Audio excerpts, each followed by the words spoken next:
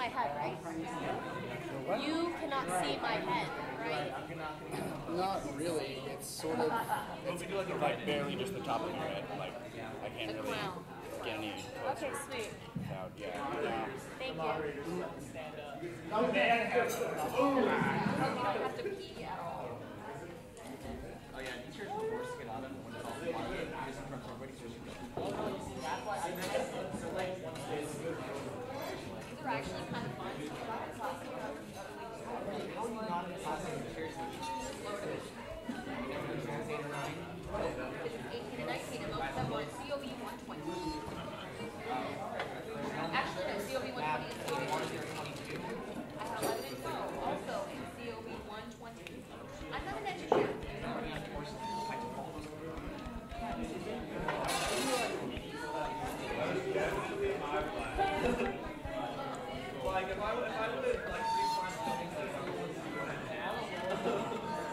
No, this room sucks because it gets too dark over on those whiteboards, and you can't use that whiteboard, and sometimes the projectors don't work right. It's terrible. What? Yes. Oh my god, Adam. Be ready. The sound will go back again. You can't See? Silence. Power. That's a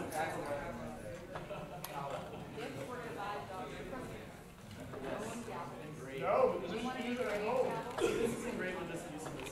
We got an $800 line item. We haven't used a single week yet.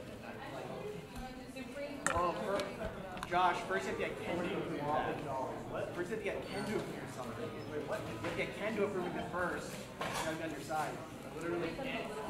Well, Ken. Get my approval. Oh, thanks. Even if I'm not cheap, just. You're still the best. Oh, they're not. Hi, Ken. I know you can do it.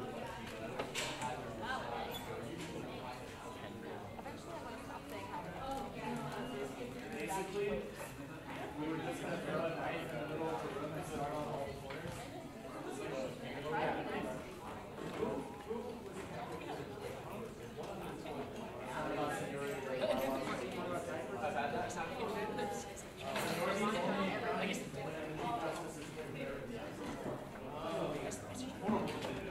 Then we all have to.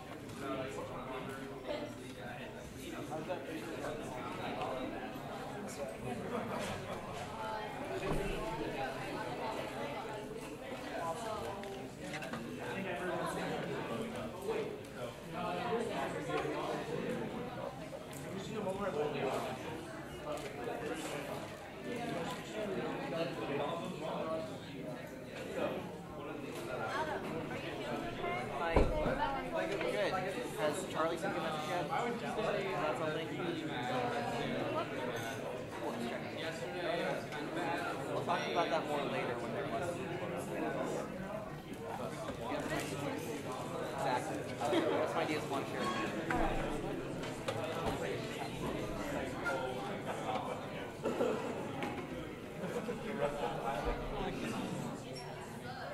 This is a good It's a shame I can't zoom in this thing. Whoa, okay. I was like, is there anything attached to this tiny little webcam? High tech. Extremely high tech. Top of the line. Top of the line, cutting edge. ELA, Dodgers suck. It's like acid. Dodgers suck, go Giants. That thing.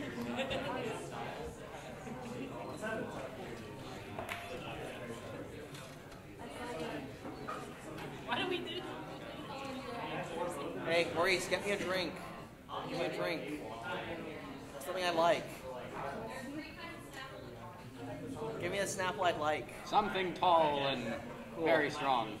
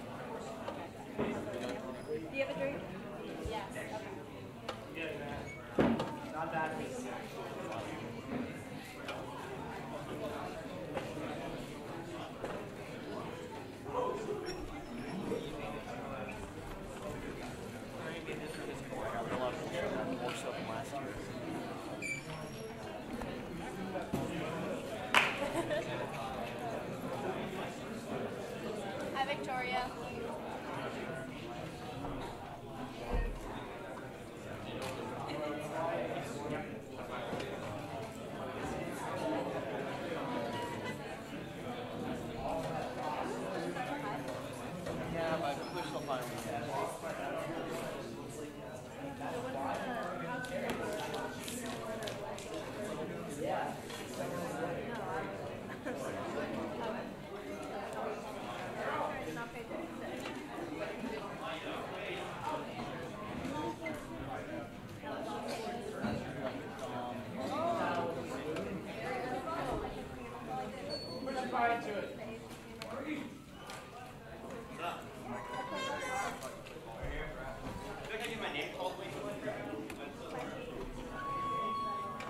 I hope you like this one.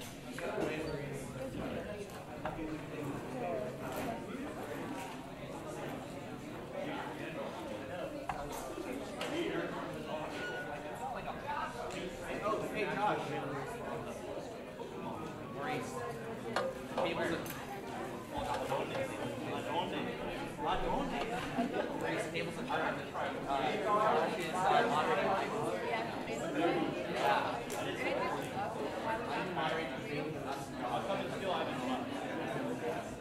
Josh is moderating the debate with Ivan.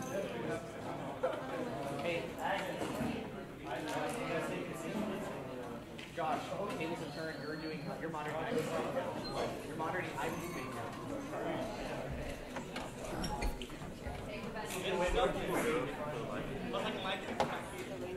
Luckily, no one's got that kind of control. It's on our... Is it the YouTube thing? Yeah.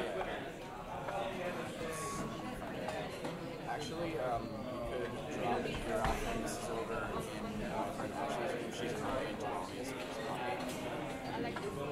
So it's based on... Can you just IM that to me?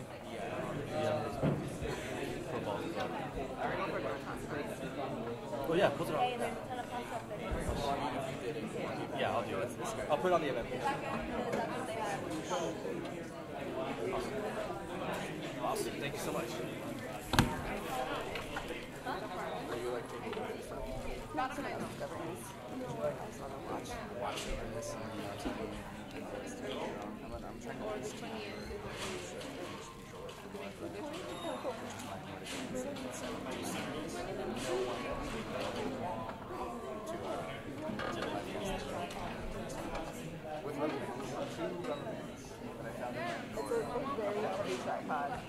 Yes. It's quite ridiculous. Dominic, what's the official Twitter handle for the Twitter hashtag for this event?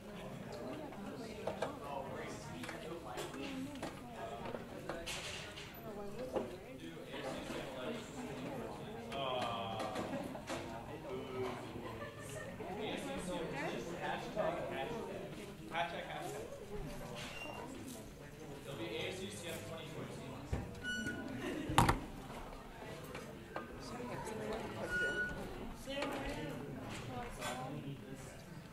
I don't get a high. I don't get a high. There you go.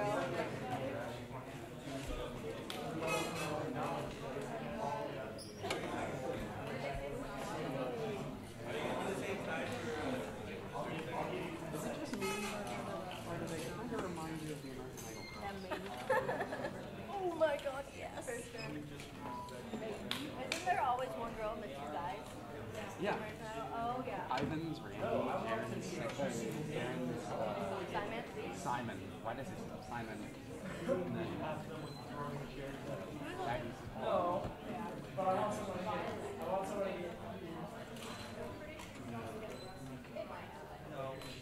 That's what they're looking No. That's why I said no chair.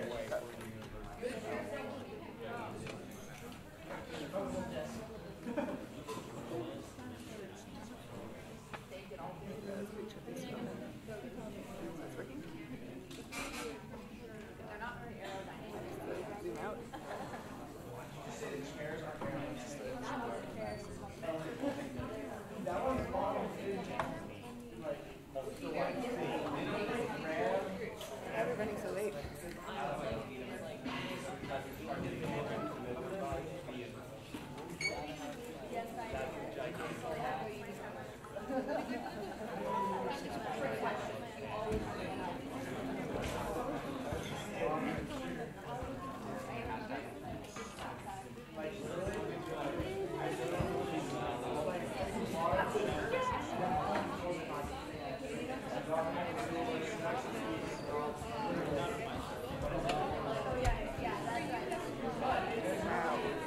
about a book for a face festival.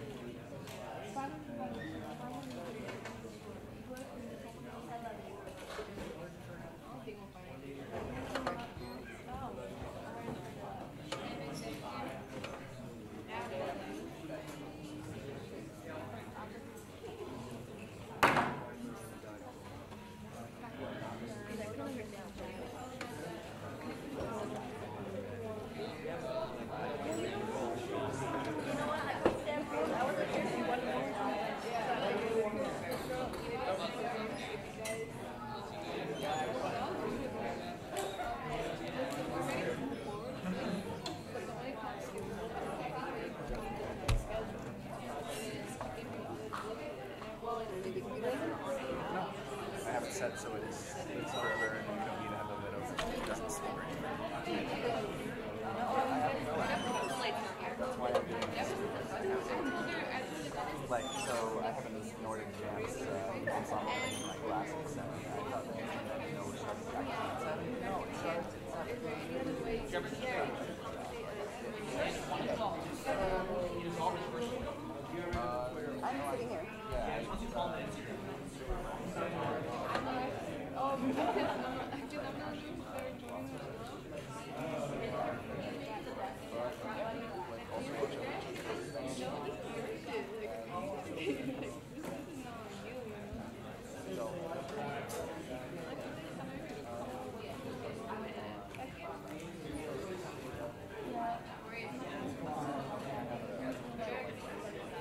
I know, I have my computer out.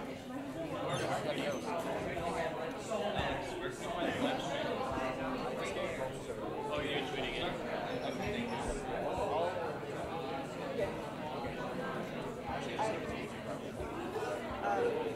okay. Yeah, I'm probably only going to do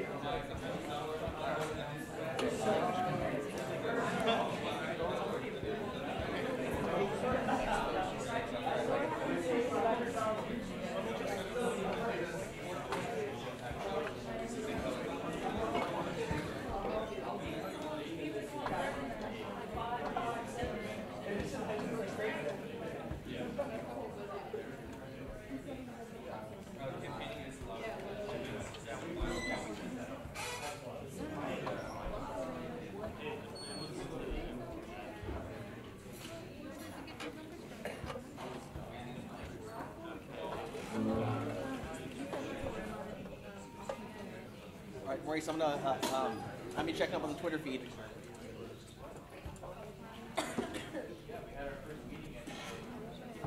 Good evening, everyone. Glad to see so many faces were able to come out tonight. Sorry the event's a little bit late and on a Friday.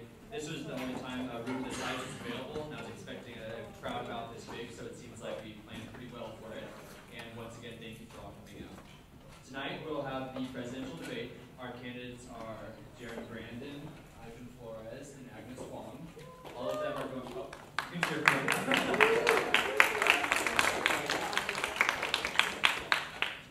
We are lucky to have Josh Mason, one of the justices of the ASUCM court here, and he's going to be moderating the debate. He has the questions, and he'll be taking charge of things. Also, there is a live feed of the event happening on YouTube, and I believe Bobstar just posted a link to it. And I suppose if you want to tweet about the Hashtag ASUCM Presidential debate. Okay, I'm not very good with the hashtags. I was just going to do ASUCM 2014 because there aren't any other debates going on for ASUCM right now. So it's just going to be ASUCM 2014. Keep it simple. Don't want to have you type in too much. And otherwise, without further ado, we'll get started. So if you have Josh Mason come on up. Woo!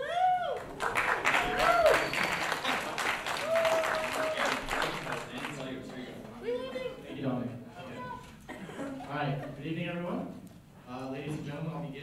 extending the gratitude of the Elections Commission and ASUCM as a whole for coming out tonight.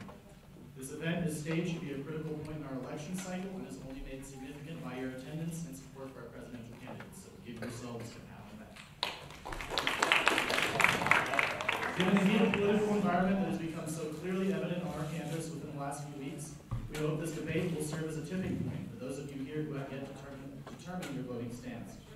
Before I explain the rules of the debate, I respectfully request you put your cell phones on silent because you know you don't want to be that person that everyone awkwardly stares at, your obnoxiously loud ringtone goes off in the middle of the candidate's response. Alright, with that, I'll begin explaining the rules of the debate. Each candidate will be given 2 minutes and 30 seconds to respond to the given questions the Elections Commission and I have chosen. These questions have been formulated not only by the Elections Commission and I, but also from members of the student body that took the time to make their own independent submissions that we judged as appropriate. Allow me to apologize ahead of time for those of you that made a submission that was not ultimately selected. We had quite a few people who made proposals, and sadly we only have over an hour or so to stage this event. If you're really itching to have your question answered by one of the candidates, I'm sure I can speak on their behalf and say that they'd be happy to answer them after the debate. Speaking orders have been determined in a sequential and fair order that will give each candidate the chance to be the first, second, and third respondent on an equal amount of questions. We will have 10 questions in total. These will cover some of the most important, unique issues we face as students of UC Merced and have been designed to test the knowledge, intent, and experience of each candidate and what they have in terms of experience in the realm of the ASUCM and their representative capacity for the student body. Let me be clear when I say I do not want to have to moderate the dialogue of this debate. I expect that all three candidates will be respectful and cordial to one another during this event. One of you three will be the figurehead of ASUCM next year, and I expect you to act like it by relaying a fair debate etiquette. I will state the question for the first speaker and will ask each candidate if they wish for me to restate the question upon their turn to respond. Now, regardless of statement order, we implore each candidate to make direct responses to one another in the spirit of the debate. Note that the first respondent of any question may choose to bring up past statements from each candidate. We also hope that candidates will contentiously highlight the past experiences of their competitors accordingly, given that their claims are supported with either qualitative or quantitative evidence about the policies and actions that other candidates have supported. This simply means no slander, guys. This is an event intended to inspire some political discourse for our campus, and it's not meant to be a bloodbath. Okay, also, just a little bit of an impromptu decision that we made last second. In the spirit of the debate, we're giving each candidate the chance to make 2 rebuttal statements within the 10 questions that we have. They will raise their hand, and at which point I will bang the gavel and interject in the speech that the given candidate is making. At that point, they will have 30 seconds to immediately refute the statement that their candidate, the other candidate, opposing candidate, is making. Now, before I begin the questioning portion of this debate, our candidates, incumbent President Jaron Brandon, Internal Vice President Ivan Flores, and Senator-at-Large Agnes Wong have prepared an opening statement for the audience. To the candidates, please remember not to exceed your 3 minutes and 30 seconds that we allotted for this first speech. We'll start by opening up the floor to our incumbent, Mr. Brandon. You may begin when you're ready.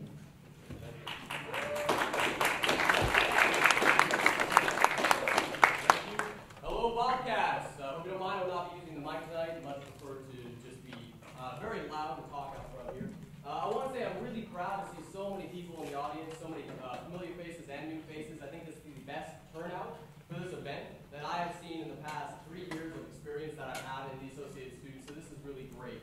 I am very proud to have served this past year as your Associated Student President, and during that time, we have made huge strides forward in the Associated Students. I ran on a platform with Bobcats United to really take ASUCM and turn it on its head, to build a foundation for a stronger Associated Student that would be able to serve you better, to be able to serve organizations better, that would be able to represent you in your interests to all the powers that be. What that entailed was not necessarily a big sparkly event, but what that was investing in ourselves. It was trying to work on communication, collaboration, and campus action, basic things of any organization. Really trying to change the way that people saw the Associated Students, trying to make sure that you knew who your candidates were, knew what Associated Students could do for you, that you were always offered an opportunity to get involved, and that nobody, and I mean absolutely nobody, was ever turned away from a position that they would like to have, or turned away from working inside of the Associated Students. And lastly, that you saw your elected leaders not just sitting in rooms talking about stuff, arguing about bills and dollar amounts, but actually out there working on events, working on projects, lobbying for your interests, being very, very active. In that, I have taken accountability as a very serious thing. A lot of people say accountability, they think transparency, they want to follow through. But a lot of smoke is blown during the elections. We all know that. We know a lot of promises are made, they're not followed up with. Now, I'm very proud of this past year to have seen the number of student opportunities for you to get involved in the Associated Students double. Anything from working in theater to sustainability, to working with the local government, working on lobbying stuff, or the expansion of CAB, working at campus activities. We've got a ton more people involved. We have 3 times as many, more than 3 times as many students work inside the Associated Students today than when I took office. From about 50 to over 160. And lastly, I'm proud over the past 2 years to have fought for clubs and organizations on campus by quadrupling the amount directly subsidizing their events on campus, from $43,000 during my second Senate term to $90,000, and this year increasing that by 72% to $165,000. So we are huge in trying to make sure that we are being a more transparent, communicative body. We are offering everybody that wants to be able to serve our campus and serve our students a place to do so, that we're empowering them to do so.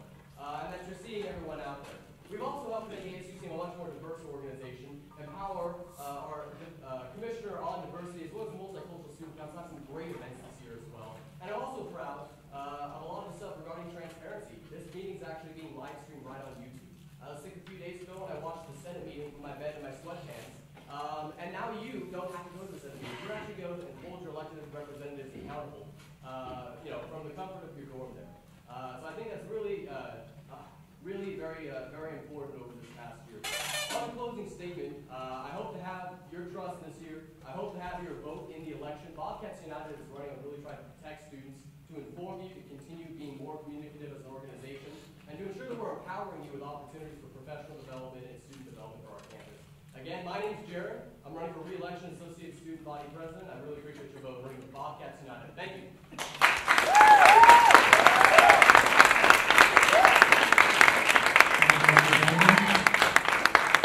I just ask that if you're going to speak, we need you to center yourself a little bit more because the live stream can't catch you. I was just informed back there, so just speak from where you're at.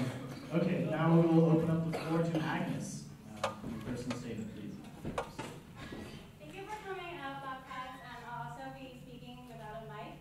So my name is Agnes Wong, I'm running for president, as you already know. One of the reasons why I want to run 2 years ago as a senator on the students we have is because I believe in clubs and organizations. I myself have been involved with clubs and organizations since I was a freshman. So I understand what it's like to be in a club, the impact it has on each student, the trouble that each club has to face. Or as a student, how do we talk to this, our state government, right? And so 2 years ago, that was the reason why I ran, and it's still the same way to this day. My voting pattern has always been the same. It's always been about being objective to the student, benefiting the student directly, and thinking for them. It's not our place to say which club or whatever is better. And so some of my goals for my presidency is to make sure that there's 3 goals that I want to make sure I will hit for sure. So number 1 is to make sure that we're reestablishing our relationship with the administration and the students. What that means is that ASUCM exists because we're here to advocate for students. If we cannot work with the administration, that defeats the purpose of why we're here. And then my second goal is to make sure that we're actually maximizing the existing capital, human capital that's already there in ASUCM. So we're not continuously expanding, but we're making sure that each person's doing their job, and that the money that we're having, the budget that we're having from the students are actually going back directly to the students instead of spending so much within the ASUCM government. And my third goal is to make sure that we're actually accessible to students in the right way. As in, you're comfortable enough to talk to ASUCM, not as a club, but even yourself as a student, that you're comfortable to come up to ASUCM and talk to us about your concerns. So I will not be taking the whole 3 minutes, but that's a little bit about me, and I'm sure the debate will say something about how we might find out. Thank you very much. Flores, please take the floor for your personal statement. Hey everyone, my name is Ivan Flores, and thank you for coming out here today. I got involved with ASUCM 2 years ago, and the reason why I'm running for ASUCM president is because I believe in the empowerment of leaders. I believe in the empowerment of leaders, and it was not that long ago I gave a speech on empowerment, and it was this energy that was phenomenal that gave me this desire to revitalize and revamp ASUCM, not only the structure but the culture of ASUCM. And so there are three things that I will accomplish as ASUCM president. So first, I want to do an undergraduate survey to see what are some of the student issues that we face on this campus. As president, I can go into office and say I'm going to fix these specific issues, but are these the issues that students want to be fixed? We use ASUCM resources when we choose to take on issues as we go into office. So as president, I will work with the administration over summer and students to see what are some issues that students face, from student workers to student athletes, people who I've spoke to these last couple of weeks. And it's really understanding what do students face and how can we fix it over the course of the year. To complement that, I will have coffee with the president. How many of you guys like coffee? Somewhat? Yeah. So the purpose of this is to update our vision. As ASUCM goes throughout the year, student interests will change, and we will need to reprioritize our vision over the course of the year. Our vision needs to be your vision, and that is what I am out here to do. My second goal is to ensure that that we are using money fiscally, that we are responsible with our student fees. It's important that as students, they understand where their student fees are going, and I don't think that's been very transparent throughout the course of the semester. So as president, I really want to focus, where is our money going, and does it need to go here? Such as GovOps, what is the least amount of money that we can use to make sure that RAS functions and that money goes back to the students? Back to the culture of ASUCM, this is kind of going in with being fiscally responsible. We spend a lot of money on communication, on flyers, stickers, and all these things. But are those efficient? Are they sustainable? And so for me, it's going to be looking at the cost-effective ways of being able to use student fees and not just throwing money into the problem to solve it. There's this culture in ASUCM that if we keep putting money into the problem, it's going to be a solution. And that isn't an easy solution, but is it the best solution? Is it the most sustainable? And so my third goal is to make sure that students know who ASUCM is. And that goes with a lot of meeting with students and meeting with clubs and RCOs. Sitting as IVP, I've seen a lot of clubs and organizations struggle when it comes to getting funding. And it's unfortunate. So as president, I want to step away from the legislative process, not as a weak president, but as a president who knows their hand in the legislative process. I don't want to be there telling senators, you need to do this or you need to do that. I want to be there to let them grow in that capacity as student leaders. And that is something I will do. It's not a matter of being a weak president, it's knowing my place. And I'm running with Alliance, and ASUCM will not change with just one student. It changes with a group of students and a team. Thank you.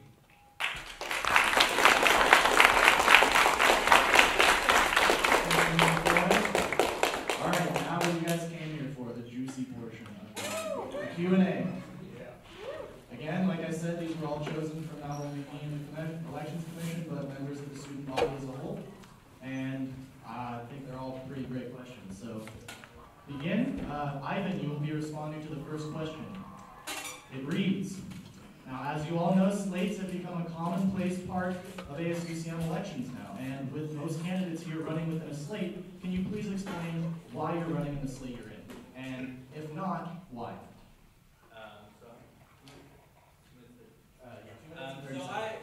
As we have seen with the selection, slates have become profound on our campus, and it's noticeable. And the reason why I created a slate, not just with myself, but with other people, is because students need more options. If there's just one party dominating it, it won't be healthy for the undergraduate body. So that is why I created a slate with more options for the students. And we have three core values: leadership, integrity, and diversity. And I think, one of the big core values of, one of our strongest values is diversity. A lot of our candidates have never been involved in ASUCM, and I think this is a strength for our organization. We have about 3 people who have been involved in ASUCM. We have a senator,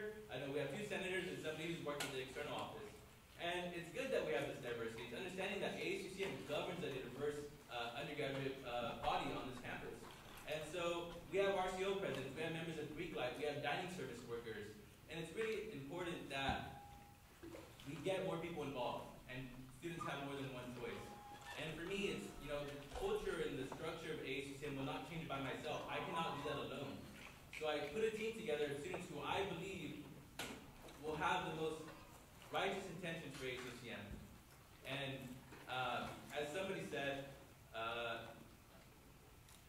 slates, never mind, I don't want to say that. It's kind of probably not a good idea. But yes, it's to give more students options when it comes to voting. Thank you. Thank you, Mr. Flores.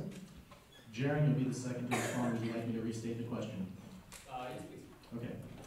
Slates have become commonplace within ASUCM elections, and with most candidates here running within a slate, can you please explain why you're running the slate you're in?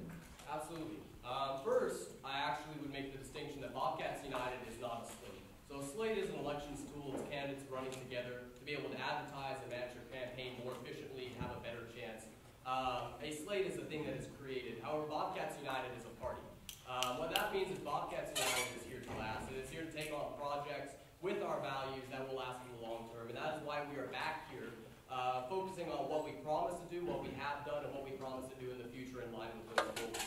So as a party, Bobcats United, I'm very proud to say, is the most diverse slate in the race. We feel that we are, a candidate really represents campus employees, people that are working inside the associate students on and off campus. We have people from resident housing government. We have people from all different, or many different ethnicities, many different religions, many different backgrounds. So I'm very proud to be running with Bobcats United. It was founded on the idea, or the two values of magnanimity and humility. It's kind of a mouthful in retrospect, but really we feel that these are the values that an associate student leader needs.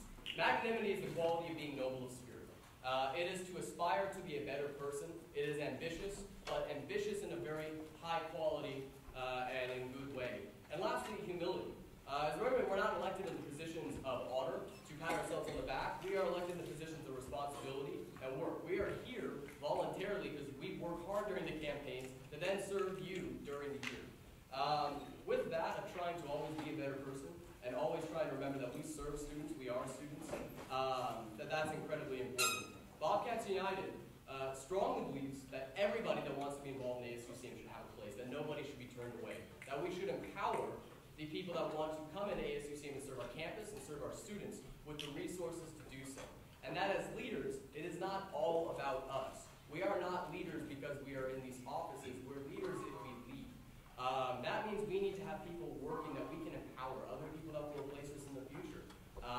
Bobcats United is really about trying to transition leadership, empower more people on campus to get involved, and make it associated students that is not an elite high body, a body that is much closer to the student body, one that you can have a personal relationship with and get involved with.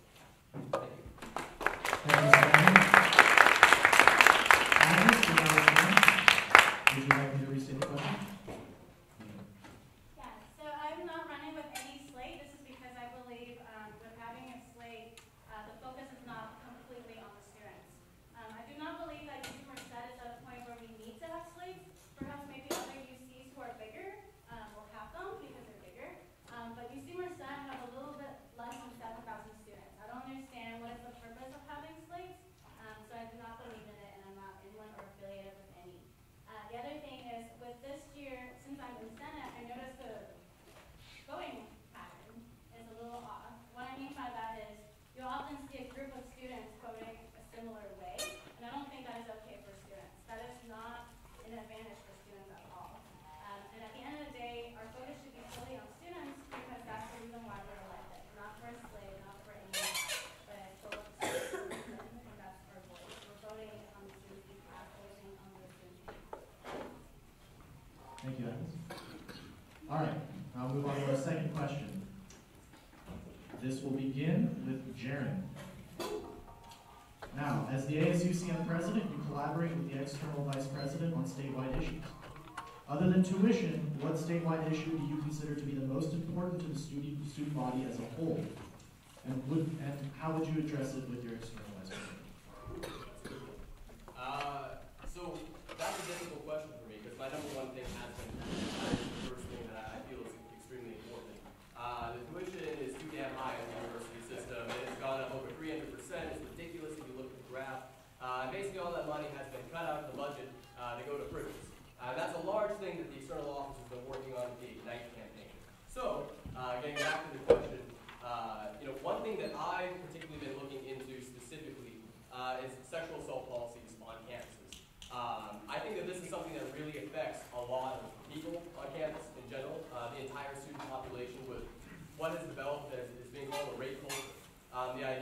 is okay to party and the frat life and all that. Going out and trying to get people drunk and then take advantage of them, that is a very negative thing. When you look at campus sexual assault policies, they are very much uneven and unequal. There are federal regulations, a lot of stuff happens, so that's why we focus on a lot this year, the Violence Against Women Act, and the Campus Sexual Assault Prevention Act federally. Luckily, the UC system has recently worked to try and create a much more standard thing, but we're trying to expand this because our students, we travel.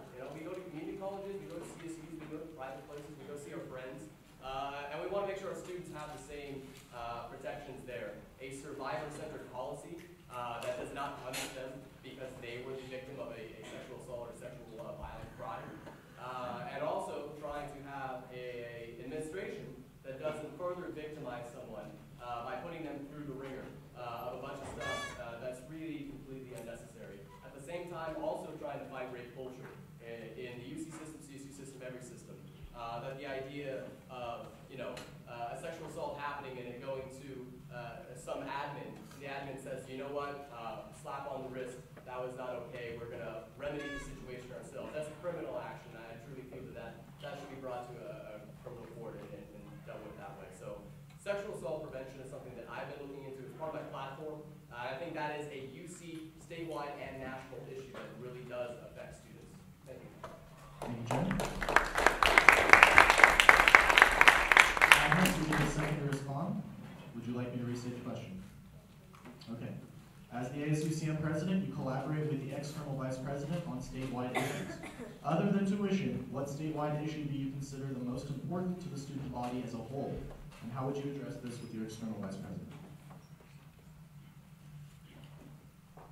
Yeah, so one of the issues recently has been raised with the AB 540 issue, right? The problem is that there's a slight problem with the UC president, Jenna. She might have a slight issue with that. For me, with UC Merced especially, we have a large percentage-wise, as in ratio-wise, in comparison to all the other UCs, that we have the highest issue with the students. And so if students would disagree or have a problem with that, or have that against the AB 540 students, I will have to professionally disagree with that because I'm representing UC Merced. Thank you. All right, guys. We're going to have to keep the clapping at a minimum because apparently it's messing with the live feed. So let's do our ASUCM snaps. You guys are cool with that? That's much better. All right. Ivan will now be the third to respond. Would you like me to restate the question? Okay. As the ASUCM president, you collaborate with the external vice president on statewide issues. Other than tuition, what statewide issue do you consider the most important to the student body as a whole? And how would you address this with your external vice president? As many of you know, the external vice president handles a lot of statewide and local issues that affect UC students. And for me, I think one of the things we would really need to collaborate on is something that Senator Wong brought up was AB 540 students. So Napolitano granted about $5 million to resources for AB 540 students. And after meeting with Jefferson Cooch saying, he had told me that we are about to get about, I believe, $600,000 worth of that. And so it's going to be really focusing on how we're going to, use this money and how can we work with organizations that represent AB 540 students. And so such as SAO and these organizations that are taking the initiative. So what can the EVP do to aid SAO in these initiatives of getting funding for and scholarships for AB 540 students on this campus? Great. Just as a rebuttal really quickly, one, I'm not sure if that's a statewide issue. On the other hand, there's another issue that I also wanted to bring up, is that as the UC system, we have 200,000 students. As the CSU system, they have 450,000 students. And as a community college system, they have over 2 million students. We are a huge electoral and incredibly powerful force in the state of California. So one thing that I promise to look forward to doing at the UC State Congress is to try and get these systems working together intersegmentally, to try and get students to have a lot more electoral power in the elections, to start getting informal networks of power that we can really work to address stuff. Thank you. Ivan, you still have? I would say actually it is a statewide issue. We have students all over the state who attend UCs on whether it's a UC, whether it's a CC, whether it's a JC. To say it's not a statewide issue is I would say I would have to disagree with you, but thank you.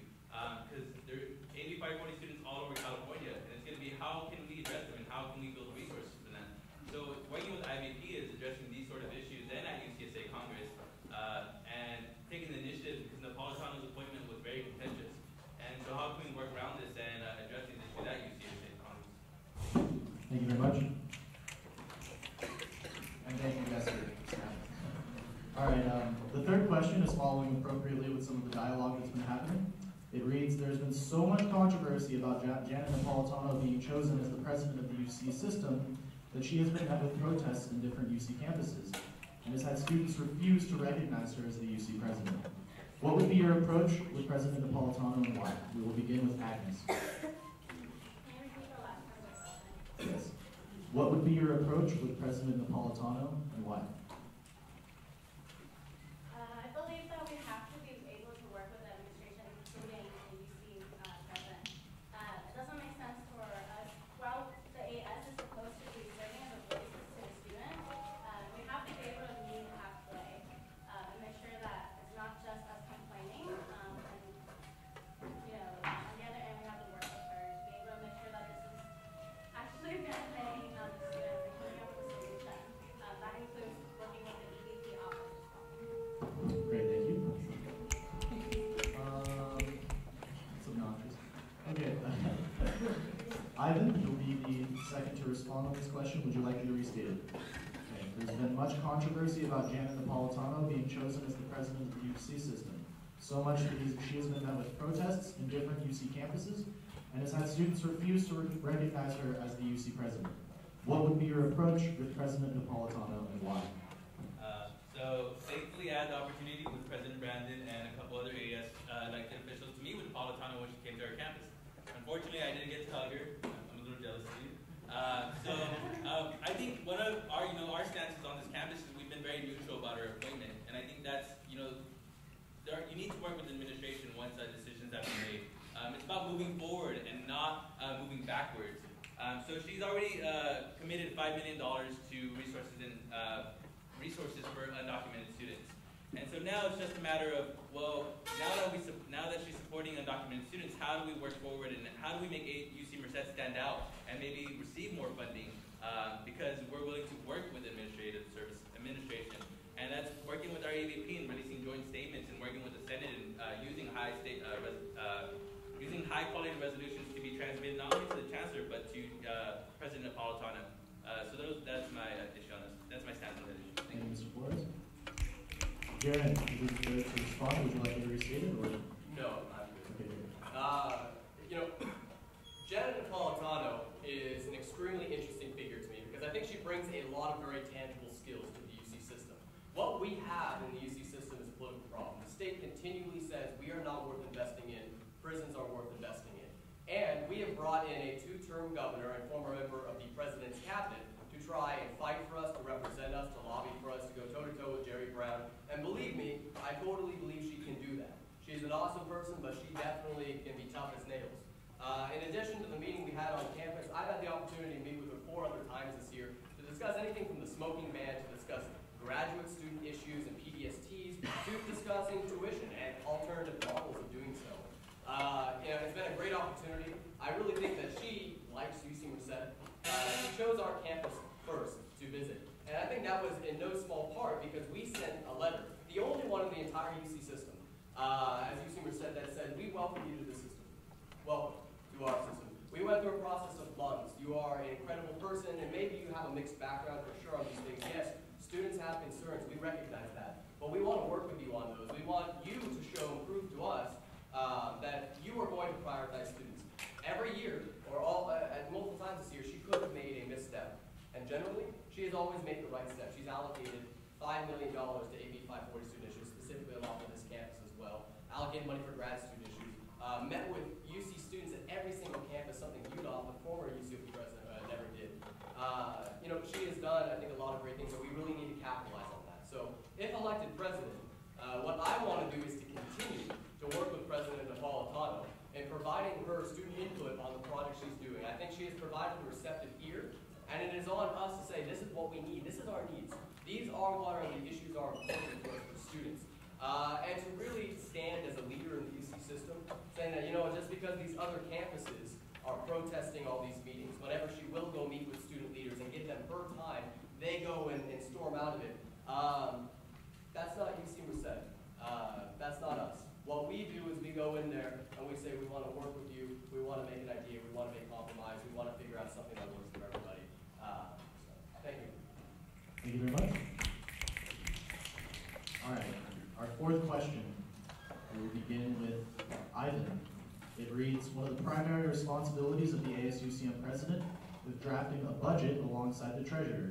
As president, how would you prioritize funding between RCOs, services and programs, including ICC, new services and programs, government operations, saving and investments, and the general fund?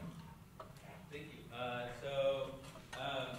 Well, you know, it is the president, it is the budget that belongs to the ASUCM president and the treasurer. There have been a lot of statements saying it's my budget, but it's actually a joint work between two bodies. And so, you know, we have some numbers right here. GovOps is about 37.98%, which is good, but I think we can go lower for that. It's about, you know, getting student fees and seeing what can we cut out in GovOps to make sure that our AS is working efficiently, but it's also working effectively. And what's the least amount of money that we need to function, so that we make sure that our money is going back to RCOs and clubs on campus. So new programs and services about 1.06%, and I think that's good placement right there. Programs and services has been capped out at 19.99%, but we'll just say 20. So savings is a very big concern for me. So savings right now is about 1.51%. And over the course of the year ASUCM existence, you've seen a slowly increase in savings and investments. It's been very small every year, but this year we kind of stepped back and we put savings and investments. First it was starting at $0, and now it's about $10,000. And it's really about thinking: are we going to invest in the future? It's not just about giving money to clubs right away, and giving money to GovOps. It's for the furniture of a student union building, obviously, okay, it's just furniture, but do we want future ASs to start pulling a lot of money out of the budget to invest in these kind of things? So I think we're going on the right process in terms of saving investments. It's slow increments, slow increases, but we definitely don't want to take steps back and put the burden of buying furniture in the AS 10, 15 years from now when they're building the student union building. The general fund is about 14%. And I think right now it's about $60,000, and that's about the cost it is right now. But after rollover, hopefully it'll be around $100,000. And so that's good for me. But for me, as the ASUCM president, when the budget comes up, I really want to prioritize over the general fund and funding for RCOs and trying to cut around GovOps to see what we don't need in terms of what's the minimum amount RAS needs to function. Thank you, Ivan. Second to respond to this question will be Jaron. Would you like me to restate the question? No, I'm good. Okay. So for the Associate Student President, a budget really represents priorities of what they'd like to see in their vision for the year, and working, of course, in collaboration with the treasurer. As you were mentioned, part of the budget process is to create an outline through Senate, which is up 5% up to 5% down from a certain amount. I was given a budget which said it had to be 40% GovOps. And we managed to cut that and come in under budget and actually make sure we were having an efficient GovOps budget. That was actually 2% lower than the amount it could have gone at the equal, and it could have gone 7% higher as a whole. So it was a very efficient budget. The money that was found to increase RCO funding by 72%, from roughly 90,000 to 165,000, came from making efficiencies in ASUCM. When it comes to the percentages, not a single dollar, thanks to Senator Zister, probably not even a single penny, could be given more to RCOs. I gave the max possible to campus organizations that the Senate would allow me to do so. We also almost gave the full amount that we could to our services and programs, including an increase, as has been in the past years I've served, to ICC, an organization I firmly believe in and that we need to empower. A lot of the GovOps sections that you, I think, are constantly referring to, are things that I think are really great things for our campus. One is the external office. It represents students on the state and national basis. It fights for your tuition. It fights for loan or against loan rate increases. It fights for better recognition and grants. That was an office that received a $15,000 increase, a full amount of what it was asked for to do their job. We have the Multicultural Student Council and the Diversity Commission, a group that has had some of the best cost-efficient events I've seen on campus, with thousands of students participating. Over 20 organizations.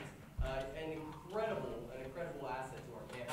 And we're now creating 2 more student jobs inside the ASUCM that will be able to, 1, help us serve students better, but 2, will help them fund their college tuition. So where we increase the budget, I think, are things that are really valuable. We did cut cut away a lot of the waste in the budget. We gave that directly to RCOs.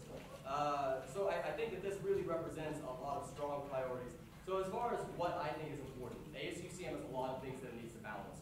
Clubs, government advocacy for students, trying to run services to get have a better campus, better activities here. And I think that the budget has to reflect all of those priorities and be efficient. I think this budget did that this year. I hope to do next year as well. Thank you. Thank you, Jaron. Agnes, you need a third to respond. Would you like me to restate the question? Okay. So here's my priorities, right? The first being for RCO, the second general, the third service, so this includes ICC, the fourth being the new services and programs, fifth, savings and investment, and sixth, the last one for Bobcats. So the reason being is because I think the student fee should go directly to students. It does not make sense for us to have so much money invested into ASUCM. So while I understand that there is an increase of involvement for internal development for ASUCM, while that is needed for the current ASUCM to sustain that, I don't believe half of the commissions are needed for this year that were created for this year.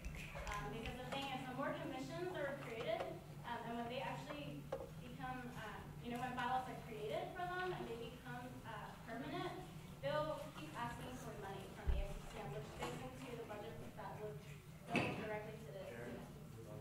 Great. 30 seconds. Thank you. On that, I'm very proud to have increased with Bobcats United, the number of students working with ASUCM by well over 100 students. That's huge, increasing transparency and accountability, is getting more people involved in that process.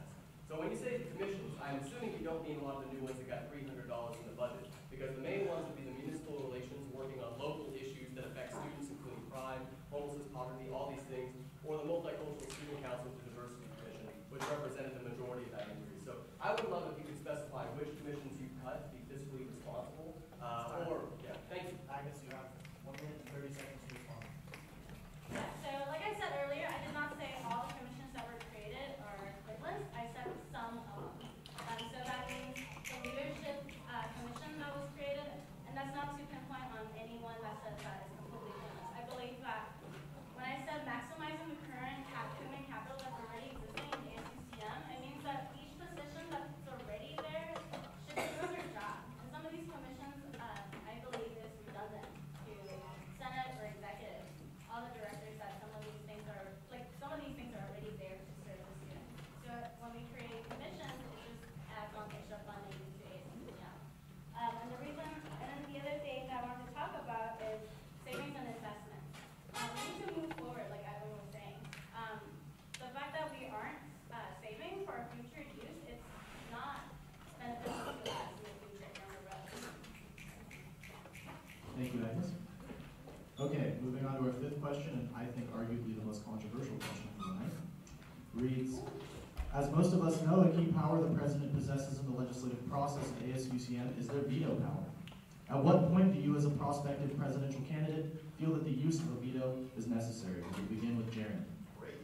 I want to first acknowledge that, this year I came into a position which was new to me, and mistakes were made. Something that I really do want to work on next year is being much more clear with what those criteria are. I tried to work that out with Senate, tried to do a process, but at no point was a cohesive document created. And I completely acknowledge that, and I completely take the blame for that. I think accountability is a big thing. So I made a mistake there. What my criteria for making a veto is what is in the best interest of students, what has traditionally been done in the past. Are we doing something wildly different without an overarching reason that's really a big reason as to why to do something different? And has it been used well in the past as well? So the president has the veto power over all inter-club council proposals as well as ASUCM legislative actions. I had to exercise the veto authority a lot of times this year, especially in fall semester because the budget was plummeting. You see on our graph, it actually dipped under zero and then came back up. It's a very funny graph, but it was going very quickly. And I don't think we would have had money for a lot of clubs and organizations which asked for funding later on. It's very easy to hand out lots of money without thinking, oh, we have to have this for an entire year. So part of it, the president does have to be firm in being fiscally responsible for the ASUCM and working with Senate to make sure that that budget is going to last. Not only organizations that ask for funding in the first 4 or 5 months and get it. The second part, I think, is really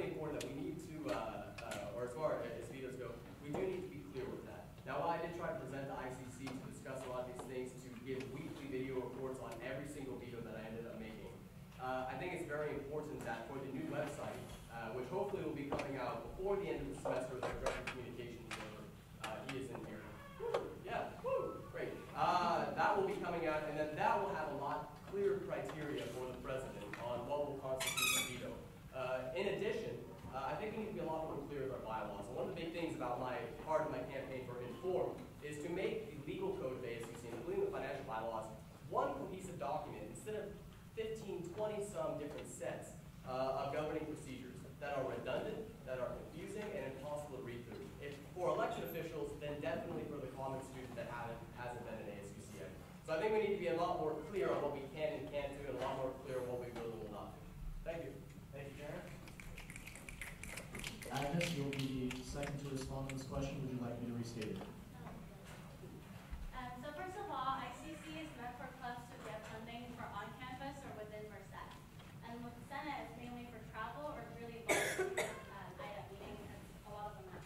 And the thing is, with this year, I'm also the ICC liaison, meaning I'm the voice, I'm in between, we're helping bridge Senate and ICC. And what I've seen is that clubs are already really confused of how to get funding from ASUCM in general. But this year especially, we keep setting different precedents. We're not following exactly on the bylaws. We're interpreting them differently, so it makes it extra difficult for clubs and organizations to understand exactly what ASUCM is expecting from them. What are the rules? And the thing is, with the vetoes, I really believe that it needs to be sticking to the bylaws because that is content neutral and it's meant to serve as that. And the thing is, we need to be consistent with how we're vetoing or voting because students don't understand how ASUCM works already. And the fact that we keep changing them every year and then every other month is just extra confusing on them. And as the ICC liaison this year for Senate, I see a lot of clubs don't know where to get their funding. Is it ICC or ASUCM? Because they came to ICC thinking that because it's an on-campus event, they can ask for it, but then they get vetoed.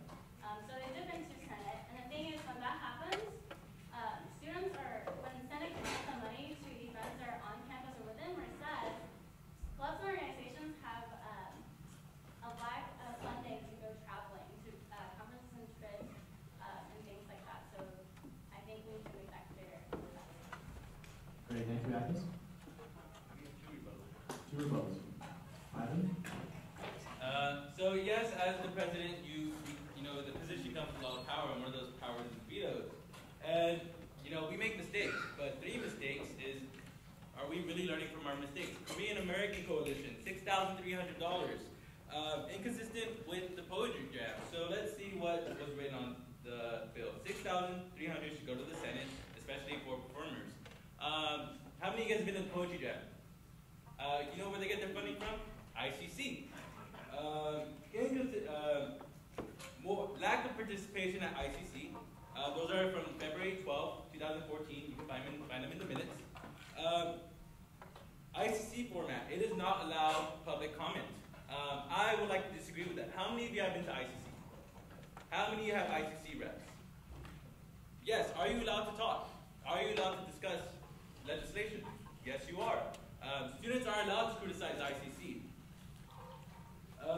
So for me, it's going to be about sticking to the bylaws. And as you know, he likes to be, you know, a financial steward. Who wouldn't want to be? Isn't that why we have a treasurer? I would assume so. So for me, it's going to be, if it's going to violate the bylaws, and we need to be consistent, we need to constantly communicate. I was there, and I told ICC after the Korean American Coalition bill got vetoed what was going on in ASUCM. So it's about that constant communication. I've been to ICC meetings, and I don't even got to be there, but I like to see exactly what's going on. Same thing with courts, see how they're doing. So it's about consistency, it's about communication, and it's about arbitrary decisions. There's nowhere in the bylaws that say ICC can't give out money more than $5,000. In fact, their large ticket items increased up to 40 grand because they couldn't allocate that money. So is that money going back to the students? No. It's just building up and up and up.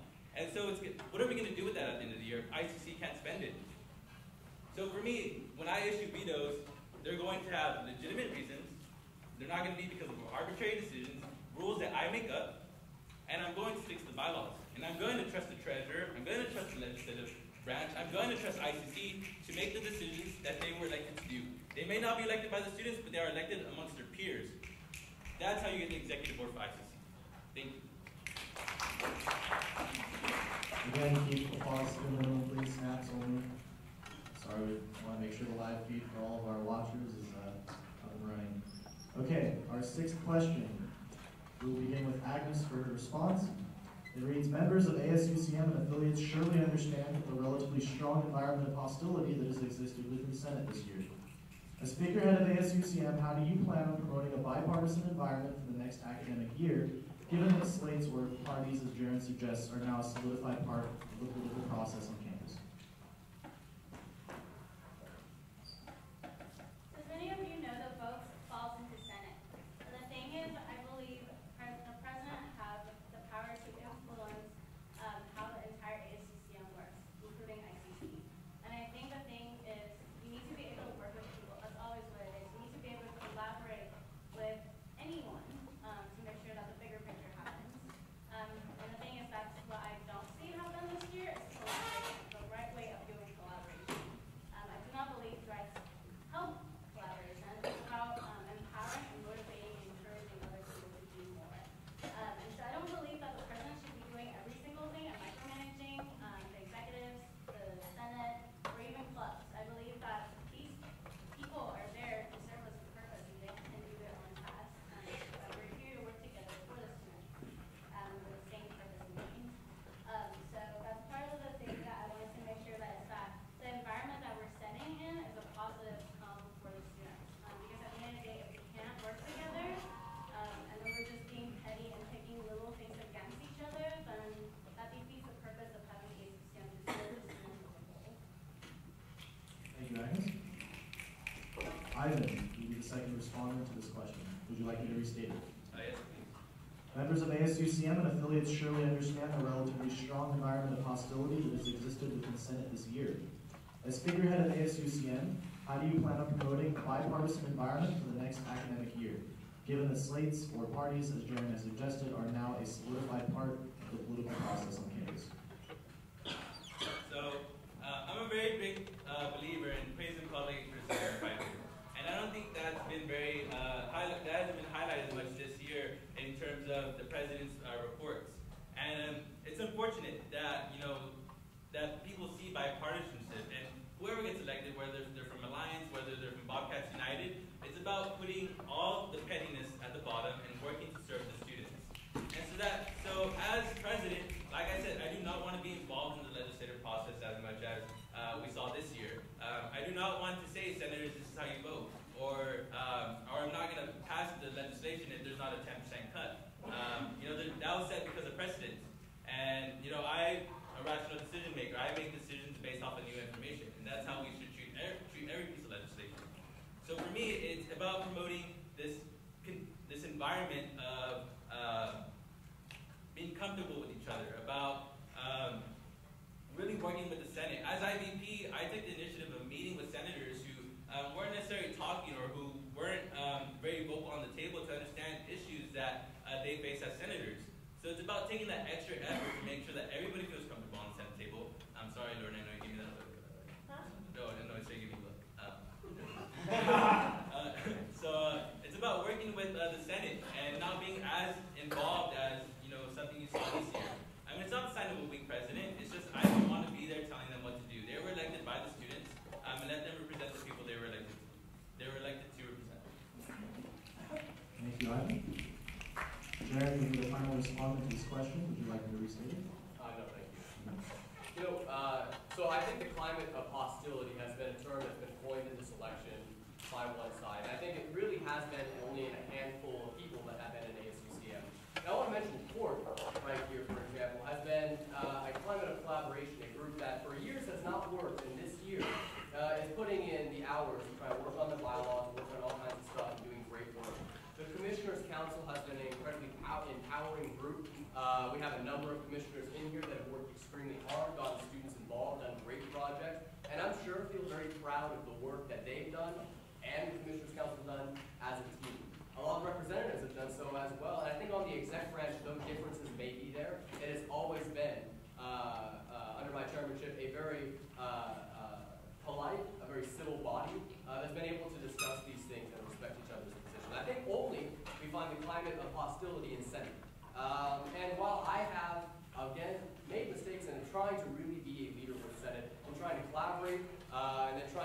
up, to be standing back a little more, to try and help them with resources and information, to try and be supportive and encouraging, and yes, to also hold them accountable to the positions they were elected and represented. As a former two-term senator that put in a lot of time and really took my position seriously. As the internal vice president, I think that a lot of that burden of responsibility falls on the management of the table. I know that almost every single president report that I spoke to Senate, there was snickering, there was laughing by a handful of individuals, and I always felt very disrespected by that. And I think when that is allowed to go on because they're your friends, that's not okay. And I think that sets a very poor example for the president of the Senate. I'm very excited for the candidates running for IVP right now. Hopefully it'll be a very competitive race. But I think it's going to be really a much better year as far as that goes. So on working with bipartisanship, I'm excited when I see this. People might be surprised about that. But the thing is, I believe in competitive elections, and I believe that alliance will help hold whatever the party is, Bobcats United or anything, and vice versa, accountable in the elections. But when we come to the table, it is one team. We are working together for change. I will meet with them. I have a lot of friends on Alliance as well. I have people that are not my friends on Alliance. Nonetheless, I will meet with these people. I will work with them. I want to get them involved in my projects, and I hope that they will accept me in being. Thank you. Thank you, Jim. Our next question, appropriately following suit from that topic, reads, as president, how will you respect the roles of other executives, members of the legislative body and judicial body, while also achieving your stated goals and conducting your role as the chief representative of the student body? We will begin with Ivan. Yes. As president, how will you respect the roles of other executives, members of the legislative body and judicial body, while also achieving your stated goals and conducting your role as the chief representative of the student body? Thank you. So, as president, I'm there to provide a vision and, be sort of a leader, but also being able to work with people such as the treasurer, the director of academic affairs, advocacy, and communications. And so for me, it's going to be let them do their jobs and let the treasurer give his voice on the budget and let him be the person who kind of says, well, this bill may be out of budget or this bill may be too much. And it's more, for me, it's more in regards to ICC. And, the vetoes that have been placed there, with leadership comes big responsibility, and that comes with dealing with funding. Should we trust our executives and our executives in ICC and our legislative branch to do what they were there to do, and that is represent the students? And so for me, I want to be a resource for the executives. I don't want to be the source of all these goals and all these activities for them to do. I want them to be there and do what they were there to do, and that is represent every person who voted for them. Thank you. Thank you, Ivan. Jaron, you the second respondent. Would you like me to restate the question? No, thank you. So as an elected representative, specifically as president, there's a number of roles you have to fulfill. On one hand, you have to be a leader, right? You have to be someone who's trying to provide some vision for the associated students, trying to encourage, to work with, to support all the executive, legislative, judicial branch, everybody, to try and make sure they're doing well. Even though court functioning beyond appointing you might not be, my job, I want to make sure I'm still engaging with you all and talking about that. The same with Senate, keeping conversation, and the same with keeping up with representatives. So a big part of it is supporting these officers. Whenever an executive officer is asking for something this year, has needed something, has needed an event to try and fill in on a committee, trying to help out. In addition, many times I've tried to be very proactive in asking. I've been there. I've done what I could. Whether it was external office conferences, whether it was creating a binder of all the bylaws to allow Ivan to use at the table, and keeping a document of all the vetoes and stuff like that, I've tried to be supportive. Another role is holding officers accountable as well. Accountability is a big thing. And in a position with the power to hold people accountable, I think it's extremely important to be calling out things that need to be done better. We can't always be complacent to say we've done everything we always can do, when there is so much more we can do. I think it is the president's job to challenge the status quo, to try and innovate, and to encourage people to do better. But for those that are not necessarily holding to that, have been encouraged, have talked to make sure that they know that they need to improve, that they need to serve students in their role a little more.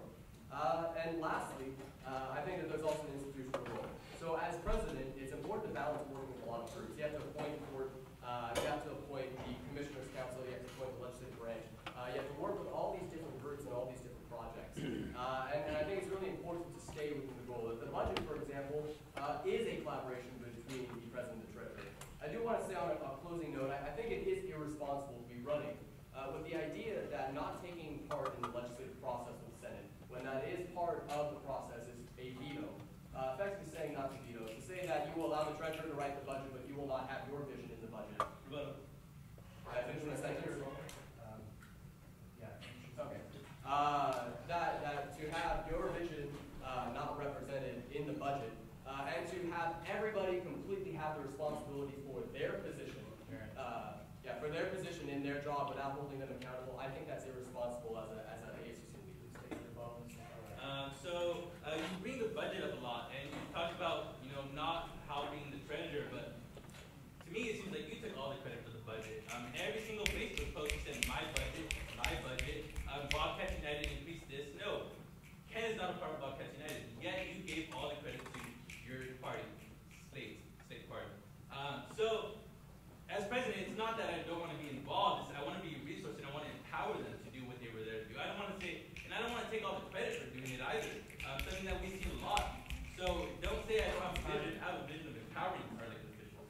You only have 7 seconds, so if you want to use your last 7, you can go for it. 7 seconds. 7 seconds left in your speech. My name is Jaron Brandon. I'm running for ASUCM President. Please vote for me in Bobcats United. Thank you. Agnes, you'll be the third respondent for this question. Would you like me to restate it? So I believe partly is no one is going to have the same exact opinion, especially in a large setting. As representative of the students, I highly doubt that all 7,000 students will feel exactly the same way. So I don't believe that we'll vote the same way, have the same comments. But the idea is that as a group, as an organization, we need to have a shared vision. Yes, I have my vision, but that same vision needs to be collaborating with all the other leaders that are in this organization. And part of that is being clear with what's going on. And as a president, I need to know the people I'm working with, what do they want out of the organization? What do they want to do with this organization? What are their goals? And I think it's part of my duty as a president to help them make sure that these goals are working out. Because at the end of the day, I'm here to benefit the students. So it's making sure, it's important to me to make sure that all these senators who are running, that their goals are fulfilled also. Thank you very much, Agnes. Our 8th question reads, and Jaron will be the first respondent for this. What institutional changes, including bylaw changes and constitutional amendments, would you propose within ASUCM that you believe will fix current issues or improve its performance? Great. Like this one. So one thing that I think is a huge thing, I actually brought this up this year, is if anybody has looked at our bylaws, they are terrible. They are hard to read. They are confusing on the table for members, and unfortunately, there was not a lot of support from some specific senators for trying to create a legal code as we see at UC Santa Barbara, where all of these 15, 20 different documents are all put together into one cohesive thing to eliminate redundancy, make it a lot more clear and a lot easier to read. A table of contents, oh my gosh, mind-blowing. That would be incredibly useful in trying to look at how ASUCM is structured. As far as trying to improve ASUCM constitutionally, one thing that I would like to see is a government accountability office. Now, I did not get enough signatures to put it on the ballot this spring, but I will put it on the ballot in the fall. This is an independent, neutral body to provide reports to students on how officers are doing. Are they attending the meetings? Are they doing legislation for you? Are they tabling? Are they out here talking to students? I think that's going to be a huge thing to provide you the information to hold students accountable. Even if you were to watch the live streams of Senate and stuff, do you see everything happening inside of the Associated Students? I think to not only just be transparent, you could always come to our meetings, but to be accessible and to use that transparency in an effective and democratic way. We need to empower you with the information to see whether we're actually living up to the things that we promised we'd do during the campaign. Lastly, if you all got to see ASUCM tabling at the beginning of the year, that was something I was very proud to work with Director of Communications on at the time. I think it was really great in meeting students. When people found out they didn't actually have to table, it kind of fell apart after a few months.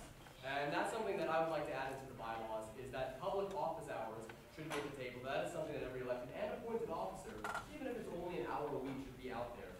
That walking up and down the hill, you will always have an ASUCM representative out there that you can get to know their face, you can go ask them a question about what's happening, they can man the table to hand out stuff to you, and that you'll always have someone there for reference that you see. I think that those are some really good changes, really related to accountability, trying to be a lot more transparent and communicative with our bylaws, and specifically as ourselves, being a lot more engaging with students. Thank you. Thank you, Jaron. Now, Agnes, you will be the second respondent. Would you like me to restate the question? What institutional changes, including bylaw changes and constitutional amendments, would you propose within ASUCM that you believe will fix current issues or improve its performance? Thank you. So right now, I do not believe that we need to keep changing anymore internally. That's because this year we see a lot of internal development, so I believe that our energy should be focused on the students, especially this upcoming year, because we focus so much internally. The thing with changing bylaws is that while it's helping us, it doesn't really necessarily directly benefit the student.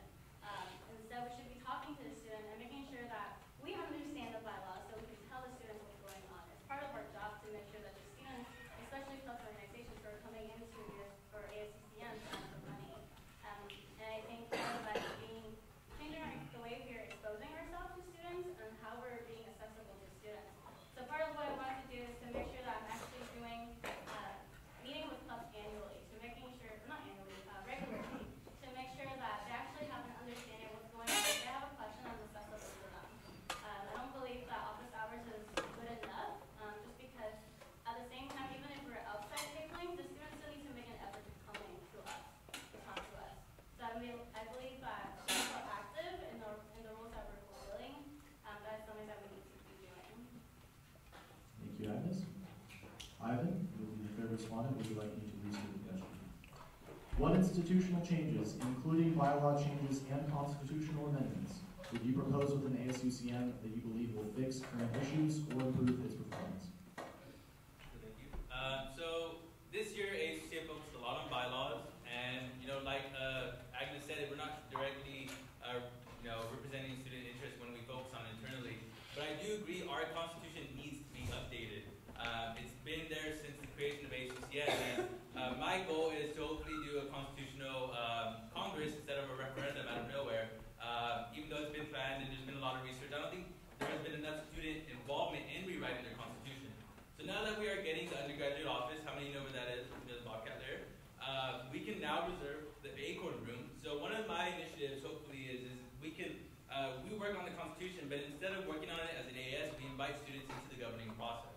And so that would include meeting with students and working on a monthly basis on the Constitution one day out of the week. So we would take a chunk of the Constitution and we would work on that. And by the end of the year, we have a solid foundation of what the students want from their AS in terms of the governing documents. But I believe right now the AS functions efficiently on the Senate table. There have been bylaws to change the format of discussion, which is good, because before that it was a pro-con kind of thing. But I will agree that the Constitution needs to be updated, but needs to be updated with student input. And I don't think that was taken into account when we did the constitutional referendum, which thankfully got tabled. Thank you, Ivan. Now move on to our eighth question, or rather our ninth question, sorry. So begin with Agnes. It reads, given that all of our candidates have extensive experience in ASUCM, many members of the student body want to know what you feel your crowning achievement in ASUCM has been thus far. Do you think this achievement would have been possible without your involvement? Do you think this achievement would have been possible without your involvement? So I've been in ASUCM for 2 years now as a senator, and I can say that for the 2 years that I've been in ASUCM, I've completely just followed strictly by the bylaws and the objective. I think that is needed so that students can understand how ASUCM are functioning. So my involvement with the ASUCM, one of the projects I had worked on is the library noise volume. Part of that, why I mentioned that, is because I actually worked with the administration prior to trying to make a resolution for the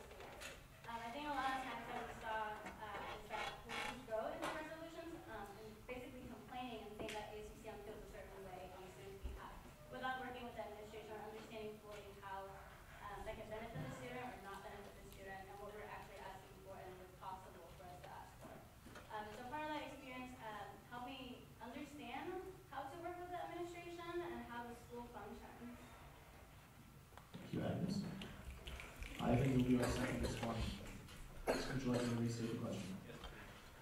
Given that all of our candidates have extensive experience in ASUCM, many members of the student body want to know what you feel your crowning achievement is in ASUCM.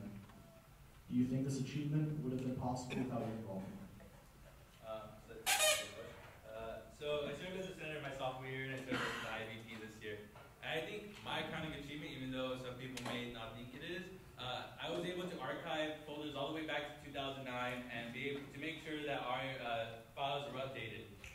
So that's 2009, 2010, all the way to 2014. It took a lot of creating folders and make sure the documents were correct. But I think this is important in terms of transparency. And that I think, you know, internal vice president, like, I can't do much in the capacity other than being president of the Senate and facilitate discussion, but I think I've been very personal with senators.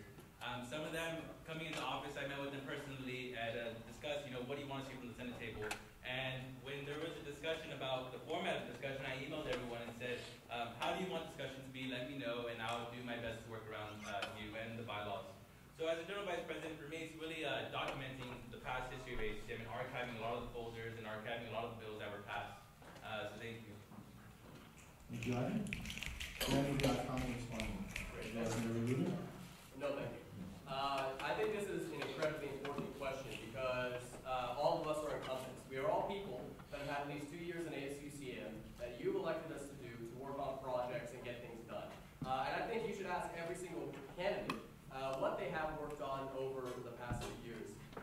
You know, one thing is that I think that's still missing a number of documents in there that we've actually had a lot of stuff on Facebook. And specifically, you know, I've noticed that while you want to be able to work with a lot of the senators, and I've had many of them come to me and complain about the climate of hostility specifically related to that. You know, so I think that those as crowd issues, I don't know about that. You know, some of the things that I've worked on for my first Senate term, a little history about me, I miserably lost my first Senate election. I ran my freshman year, and I totally deserved to lose because I didn't know much about ASUCM. I just had some good intentions. And I lost and got involved and went to every single meeting that I could. I met all the people and ran the next election was endorsed by pretty much the entire Associated Student Officer Board.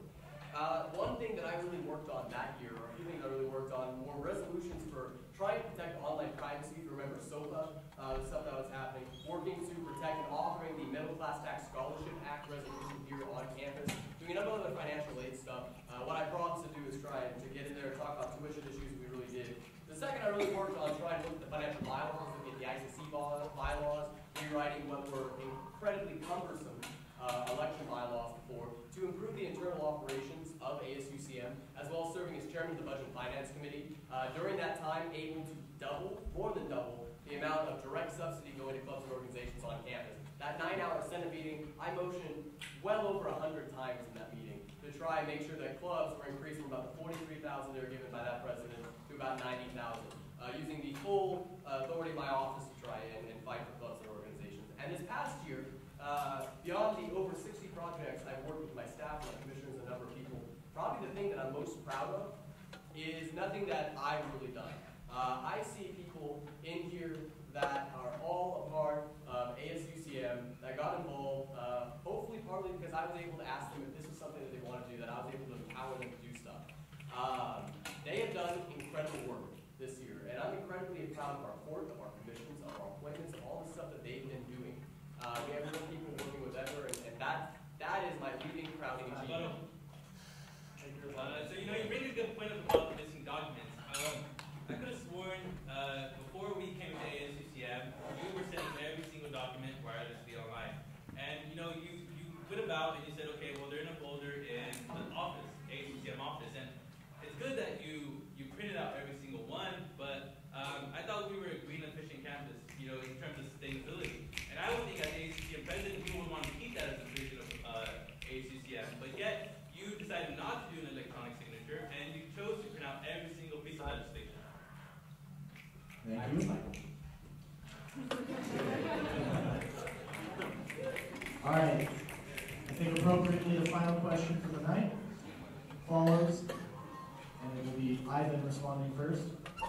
What is your one overarching goal that you plan on achieving next year that will leave a long-term and positive impact on our student body? What is your one overarching goal that you plan on achieving next year that will leave a long-term and positive impact on our student body? So one really big thing that I really want to focus on next year, and I hope it affects people for years to come, is the atmosphere and the climate of ASUCM. And I hope that students and RCOs that are part of ICC and are part of ASUCM, they don't feel off-put by ASUCM that's left after I graduate after my 4th year being college. So I'm hoping to not only change the climate and change the atmosphere, but I hope to change the culture. You know, one big thing is that we're a funding stream. Students don't understand that we're more than a funding stream. We're an advocacy group for you guys. That's why I, as a presidential candidate, have met with athletics, people who don't even receive funding, to let them know that ASUCM is here for you, and we are here to represent your interests. That is what I've done as ASUCM presidential candidate. I have met with people who don't even need to be involved in ASUCM. They don't need funding. But I need them to know that ASUCM is here to represent you and advocate on behalf of your interests. And that is the ASUCM I hope to lead for this undergraduate body. Thank you. Thank you, Mr. Flores. Jaron, you'll be our second respondent. Would you like me to restate the question? No, thank you. You know, and I think that was really great campaigning, talking to those groups and discussing your election bid. You know, one thing that we really worked on this year is ensuring that in all the committees in the university, we have a student sitting on. We've increased the number one sitting with academic senate, the faculty working with athletics, Shen, someone that I've worked with the entire year to represent athletic students to recreation athletics for the fee that we give them a lot of money. And so I want to continue working on opportunities to engage students. I think that as a team, we have done some great this past year, providing more opportunities, more people involved, more funding to empower other people to do great things on their own as well. And I really want to continue to do that. So what I'd like to promise to do is, one, to expand upon a lot of the stuff we've worked with commissions this year, specifically to create, with the athletics representative, an athletic advisory commission under the Office of the President. I know you're not a huge fan of commissions, but I think this is a great opportunity to really try and represent them directly with the President. I also want to create one for student employment. Campus employees have a lot of issues. I know that these are things that we need to work on. I've been working all year with a number of campus leaders, and I want to make sure that ASUCM, or that campus employees know ASUCM is there to back you up. We are your elected student representatives. You have these issues, we're the ones that fight for you. You know, you have these things, we're the ones that support you. We will offer our time, our resources, whatever we can to support. So I want to create a student employment commission as well to represent students. And lastly, utilizing a lot of the people I've had the opportunity and pleasure and privilege of working with in the community, in the business community, serving on a few boards locally with the administration. I want to provide more internships and professional development for students. With these offices, legal offices, government offices, business offices, campus administrators, everybody's trying to build a resume in here for grad school, for the job you want to get. I want to help empower you to build that, get the experience that you need. I didn't do a lot of stuff in high school. I came into ASUCM, I cut my teeth on voter registration. It's a small thing, but you know what? I felt it was very important to be a volunteer. Because one person, Daniel Alejandro Martinez, a freshman year, said, you have some potential, you could volunteer, you could do something. I ended up 3.5 years later becoming president of the Associated Students. And I could never have expected that from anything. So I really want to give that same opportunity for people to get involved, find their passion, develop their resume, really see a lot more opportunities coming from ASUCM. Thank you, Jaron. Agnes, no final respondent. Would you like me to restate the question? There's one goal that I want to make sure I achieve by the end of next year is to make sure that we're putting Team Merced on a bigger map. What I mean by that is our campus is really motivated by a lot of student activities on this campus that distinguish us from other UCs, in my opinion. And I think that funding-wise, I want to make sure that all the students are getting the benefit that they're actually paying into. And with clubs and organizations, I want to make sure that they're actually getting the chance to go out, to go to conferences and trips, to develop themselves, make the connections, open the doors for themselves, gain the knowledge, expose themselves to the right field, to the field that they actually care about. And so part of that is to making sure that your club is actually growing and the smaller clubs are also growing, so that all the clubs will be there and that not one club will fall apart. That includes both the bigger organizations and the smaller organizations. Thank you, Agnes. Now that begins our pre-formatted questions with the Elections Commission, and I had a discussion before the debate, and we decided that if we had any time left, which we have about, 12 minutes, we would take questions from the crowd. And I'm sure no one here is opposed to that. So now, if you guys want to ask a question, please raise your hand, and I will pick you accordingly. And you must direct your question to one person. Candidates will be given 1 minute and 30 seconds to respond to the question. Read. So, Ivan, what are your plans specifically for the reorganization of the commissions? Thank you. I'm pretty sure that's a question a lot of people's had today. So for me, it's not too much the reorganization of commissions. It's what do the students want? Do they want commissioners on the Bobcat Theater? Do they want commissioners on leadership outreach and these sort of things? Because we use student fees to fund these commissions.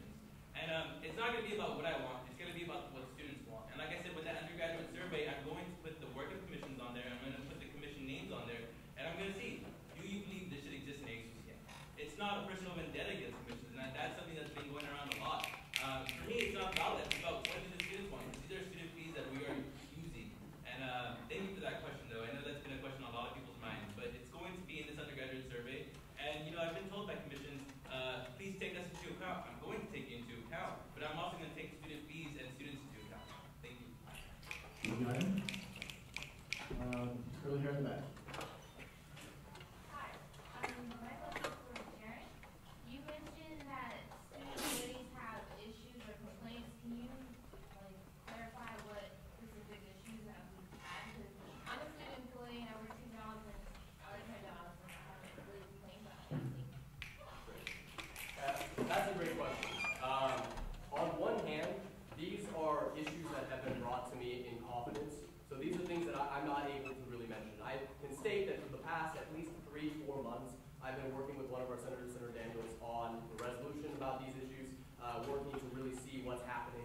But these are things that would not be appropriate to state without their consent of wanting to come out. As a student employee, if you did have an issue, you wouldn't want someone you told that to represent you go blabbing about it with that. Overall, though, things that I generally want to work on, and I think are pretty standard things for campus employees, and it doesn't affect all campus employees, of course, but we have to be sure that whatever campus employee is, that they're getting fair treatment. Fair working conditions, that you're going to be in a place that's safe, that's humane, that's cleanly and sanitary, that you're going to be paid adequately for your work as compared to other campuses. I know that a lot of our campus employees as well, I think, are paid near minimum wage. We're also at AUC where everybody is paid decently if you're professional staff. So perhaps that's an issue as well.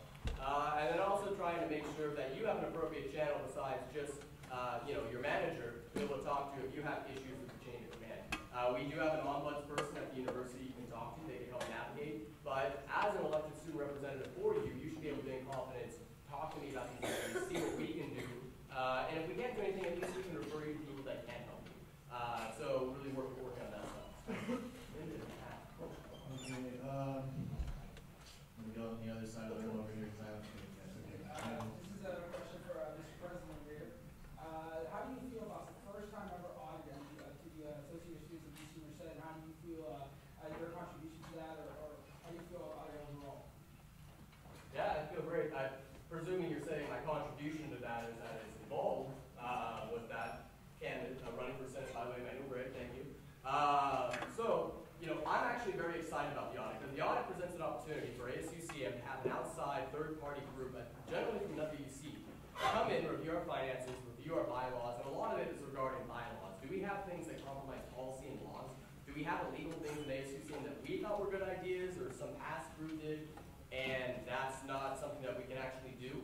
I think it's actually going to be a great opportunity for a professional paid group. I mean, a lot of people pay $5,000, $10,000 for a group to go audit their organization.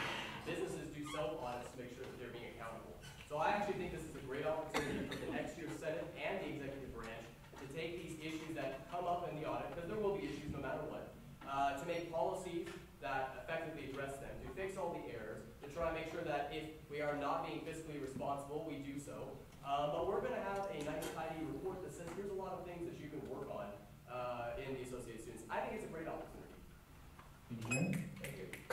Okay. And I'm sorry if I don't get to you guys. We've only got about 7 minutes left. So let's go with Sam. Okay, so this is a question for all candidates. What do you see will be the biggest challenge or challenges ASUCM will face with our growth 30 seconds to respond to each candidate. We have to do this in the interest of time. Jaron, you go first.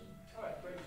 All right, biggest challenge affecting our campus. So I think one of the biggest things, and a lot of students don't know as much about this, and I really want to get a lot more awareness of heights, loud heights. So I serve on the Capital Physical Planning Committee, which works on Project 2020. I'm sure you've all heard about Project 2020. It's kind of an idea, but only just recently, actually yesterday, did I get a real thick 50-page thing on the request for qualification for the project actually beginning. So I want to get more info out for students regarding a thing that's going to profoundly affect our campus, be the better part of $1 billion. Agnes, go. I never done a question because I couldn't get it. Please repeat the question, Sam. Yes, sorry. What do you see will be the biggest challenge or challenges ASUCM will face with our growing campus, and what will you do to address them? Yeah, so I think one of the things we see a student or a club or an organization is that there's a lack of space. Then that's really about funding. But the idea is that we need to make sure that we're utilizing the space when there's no class, when there's an extra space that's going on. So making sure that we can work with the administration to figure that out so students can use that space before we have student union. Thank you, Agnes. Ivan, 30 seconds. It's a problem with the ASUCM cases, right? No. What do you see will be the biggest challenge or challenges ASUCM will face with our growing campus, and what will you do to address them? I think one of the big issues that we're going to face is sustainable funding. As we get a bigger campus, there's going to be more RCOs. There are going to be smaller organizations, larger organizations who are going to want funding. And as ASUCM President, ASUCM altogether, we're going to need to find sustainable ways to get funding. Not just funding once, but constant funding, such as investing in machines that generate funding for AI, such as vending machines or the bookstore. So for me, I think with this growing campus is going to be, if we're going to be sustainable within the next couple years as an ASUCM. All right, we have time for about 2 more questions. Go with Harry. So, this question's for Ivan. Ivan, so there's a piece of legislation going on right now. It's called like fire around students. And should students be allowed to ask questions during public forum at ASUCM meetings? And you stated that you were against this. And my question to you is, are you against it, and how is this promoting accountability?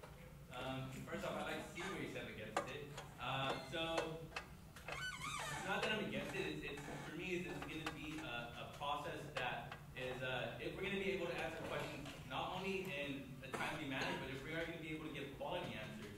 I think any kind of public forum is good for students, very key. But it's a matter of how we go about it. If the Senate wants it, like I said at the end of my sentence, if the Senate wants it, then let it be. I'm not going to tell you guys how to do it, but I do support any type of public forum that happens. And if not, then we're going to have to schedule meetings with students off the table and answering questions.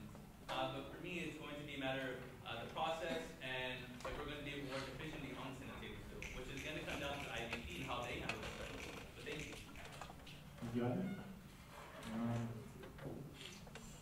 Right here. Thank you. Excuse me. So it was mentioned before about commissions. From my knowledge and from all the commissioners this year, the money Senate gives goes to students. So what's your vision of MCSC? Yeah. Okay. So MCSC has been a very contentious issue in terms of commissioners talking with each other and stuff, and students hearing stuff. So for me, it's Multicultural Student Council. I've been to your events. I'm a close friend of you, and to me, it's a matter of are students getting more than just free food? Are they being taught cultural issues that Multicultural Student Council, where I'm hoping next year the director, the commissioner on diversity, okay with sitting on the campus climate survey. That was just released, and although we scored higher than any other UC, there, as you saw in the chancellor's email, there is still problems with how we treat each other on a normal day basis. So as the Multicultural Student Council, I would hope that they would take an initiative and we sit on this campus climate survey. Fuji Cullen just came with us 2 weeks ago and spoke to the Senate and said, I would love a representative from ASUCM. So I would hope that other than being a funding stream, it's an advocacy group and a safe space for our cultural clubs to come together. Thank you. Thank you, Ivan. Last question.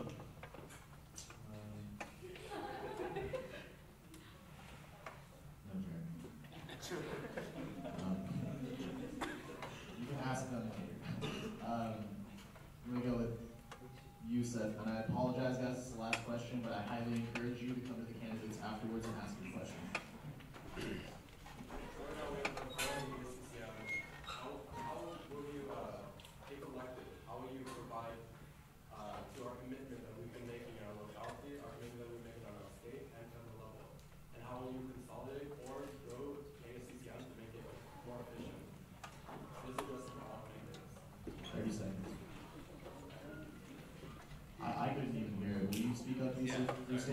time? Sorry. It's okay. So with the growing habits and the growing ASUCM, growing student body, we have a lot of commitments that we're making on a local level, a state level, on a federal level. Likewise, we have a commitment to our students also. If elected, how will you form ASUCM to represent the students, its locality, its state, and its federal level as well? So as you know, we do have an external vice president who kind of encompasses all those jobs and those job descriptions and those advocacy issues. But for the local issue, you are a commissioner on municipal relations, and it's about building strong ties in the localities of Merced. And I'm hoping, and I know somebody's going to say I plagiarized them, but I'm hoping that we're going to be able to do an EVP for local affairs. It's something that I talked to Hubert and it's something I talked to Jefferson. Is if we're going to be able to have the commissioner on municipal relations instead of being under the president. Agnes. Yeah, so like I said earlier, I will not be micromanaging an organization. I don't think that's effective on my part or the organization's part. And so the thing is, like Ivan said, there is an EVP position. His job is to make sure that we're doing the state level and national-wide issues. And so when it comes to local issues, I believe that we cannot force a relationship between UC Merced and Merced. These kind of things, part of that is to collaborate with them long term and getting involved with them. So we can't just set a meeting and expect them to go. Great, thank you. I will say that is plagiarized because that was actually in the constitutional referendum that I wrote. It's something that I've actually done extensive research on for the past 6 months. So the external vice president of local affairs, I think, is something very important to work with the community. As far as our commitments, I think it's very important we follow state and national affairs. I think it's very important to trust our future EVP and current EVP.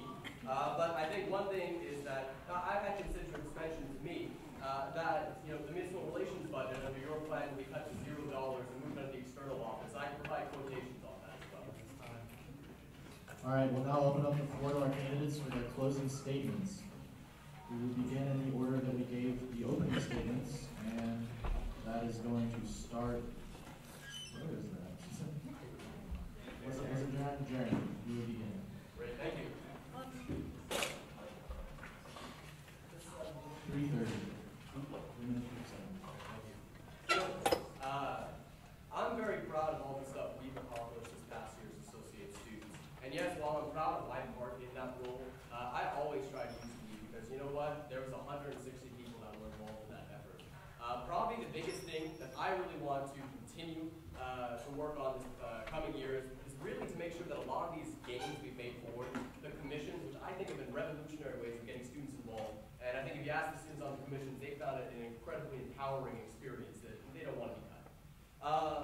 That those are great opportunities for student involvement. That we have supported clubs and organizations in the budget, that we've got more people involved. We've become a lot more transparent. We have a couple new services hopefully coming down the pipeline. And I want to continue moving those strides forward. As anybody knows, and you see the federal government stuff, these things don't take 1 year. It's a shame, honestly, that elected office is a lot of times 1 year because many things you set out to do, the things we get 1 year, a lot of times half-baked ideas, things that didn't go to the students, didn't go get a lot of talk about that, things that aren't able to be followed through on. Everything that's happened so far is very fragile. Without a leader that has vision, that has caring for this, that really appreciates being a lot more transparent, communicative, and collaborative body, I think it's a lot of these gains could literally be wiped away. We may go back to the ASUCM of the past, a very small group of people that focuses only on the elected officials that students do not have a personal relationship with. So in closing, I want to continue to protect these strides forward. On many of the things that I haven't mentioned, things that I also have been working on this past year, I want to continue researching these things, continue empowering new members of ASUCM. I'm graduating eventually. Someone's going to be replacing me in this position, and we need to train those students. I don't want someone that's just going to be randomly out walking the campus and says, hey, let's run for president. That needs to be someone that has experience, has seen the issues, knows our student body, has worked, talked to all the people, has worked with the community. So I want to continue focusing on empowering students. My platform is protect, inform, engage. Again, it's slogany, but underlying that is really trying to protect a lot of communities on campus from sexual assault, predatory off-campus leases, and really trying to address drunk and buzz driving with the Tipsy Taxi program. I want to make ASUCM a more communicative body as well. With our new office, I want to make sure that students, anybody use our microwave, $30 microwave I bought for my freshman year. People heat up their burritos, and you'd be surprised how many people now know where we are and talk to us about tuition. just for that. They heat up hot ramen or something in there. I want to make our office a place where students can come hang, they can come talk to us, they can come chill with us. A place where they can work with us on different projects. I also want to create a better website and make sure that we're using a thing called OpenGov software, which will tell you exactly where your student fees are going, where you can dive down not just a budget section, but to a line item, and how that line item's been spent by that officer. Something that I've worked in, looking into this year, and want to continue. And lastly, I want to continue to engage and empower students. I want to provide community internships. I also want to do a campus-wide survey to address all student issues, really trying to get that. Something which was done at UC Santa Barbara a few months ago, something that I've actually been working with Jonathan Booth, president there, at looking at as well, to really see all the campus issues. And lastly, one of the big things is looking at DC safety, food safety. I hear there's a lot of concerns there. So there's a lot of specific things that I'd really like to focus on in the coming year. I need your support. Bobcats United needs your support. Again, my name is Jaron Brandon. I'm running for ASUCM President with Bobcats United. Woo! Agnes, will you give the second closing statement? I just want to emphasize that I've been really involved on campus, and the fact that I say that is because as a president for multiple occasions, I can relate to students. I can talk to students and understand the things that they're going through. And the thing is, I believe part of the problem with ASUCM connection between the students and the ASUCM is that the students don't even know who are these people in the ASUCM. And the thing is, my efforts, I want to make sure that I'm taking my time out to talk to these students in class. I'm understanding what are their goals, where are they focused, independently, you as a student, what do you want from UC Merced, about your experience. I think part of the thing about transparency is to actually go and talk to students and letting them know the full picture of things, not a portion of the picture, but the full thing. And I want to make sure that I'm accessible to the students in the sense that I'm informational so that they can come to me for whatever reasons they need. So again, my goal is to make sure that we can work as a team, right? Not just in ASUCM, but with the administration and with the students, to make sure that we're here to better our campus at UC Merced. Yeah, so that's just what I want to say as my closing statement. Again, my name is Agnes Wong. Definitely come talk to me at the end of this. I would love to talk to you and hear what you have to say. Thank you, Agnes.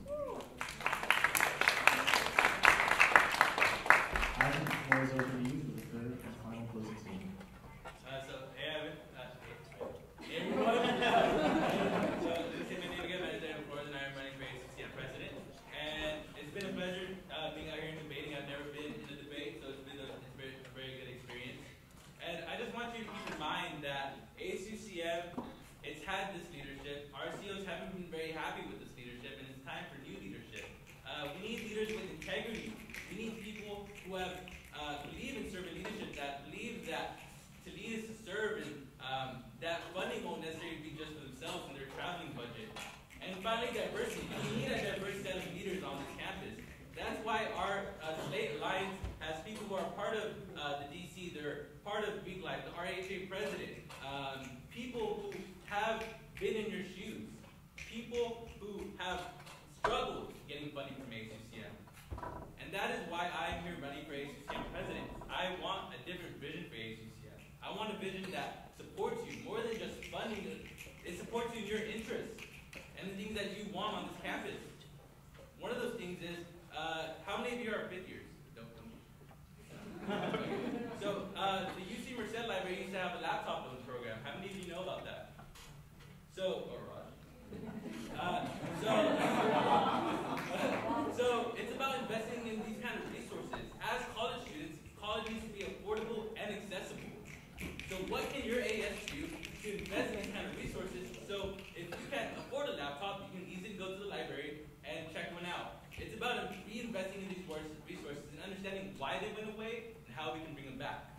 And also with the the new gym fee, how can ASUCM subsidize that cost so you don't have to pay the amount? Maybe you have to pay $15 or $10. Every facet of student life should be accessible, affordable, and for the students. And that's how I want to use student fees. I want to give them back to you. And that is why I'm running for ASUCM president, and I'm running with Alliance. Thank you.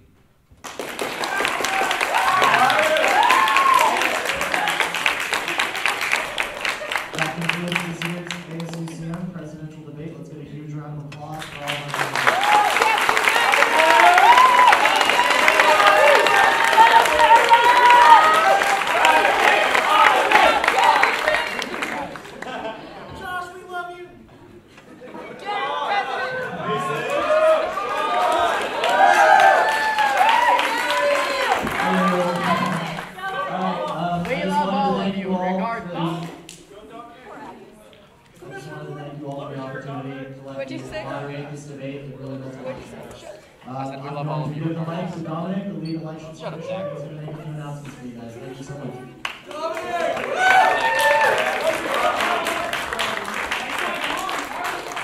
Thank you for the compliments on my shirt. I really appreciate it. This morning, a lot of head scratching, but I'm glad I decided on this shirt. Thank you all for coming out tonight and participating in this presidential debate.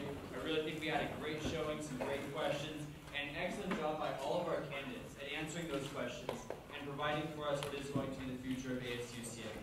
Lastly, I would just like to remind everyone that the voting is going to be next week, and it's going to be on Cat Life at 8 a.m. to 8 a.m. on Wednesday to Thursday. Is that right, Steve?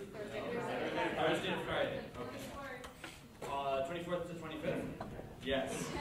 So, make sure you look out for the ASUCM Elections Facebook page. We're going to be posting stuff on that. Also, if you haven't checked out our website yet, we put a lot of time into it. I think it turned out pretty well. Steve is raising his hand.